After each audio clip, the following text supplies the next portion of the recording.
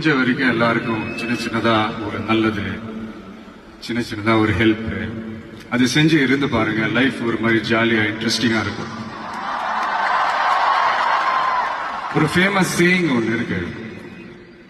வெள்ளத்துல தவிக்கிற ஒருத்தருக்கு நீங்க படகு கொடுத்தீங்கன்னா பாலைவனத்துல நீங்க தவிக்கிறப்போ அது ஒட்டகமா வந்து நிற்கும். இப்ப யாராவது உங்களுக்கு ஏதாவது கெடுதல் செஞ்சுட்டாங்கன்னு வைங்களேன், அது நீங்க பழி வாங்கிட்டீங்கன்னு வைங்களேன், அந்த நாள் முழுக்க நீங்க சம மகிழ்ச்சியா இருப்பீங்க. எப்படி பார்த்தல, எப்படி பழி வாங்கினேன். ஆனா அதே மனுஷனை மன்னிச்சு விட்டு பாருங்க, வாழ்நாள் முழுக்க நிம்மதியா இருப்பீங்க.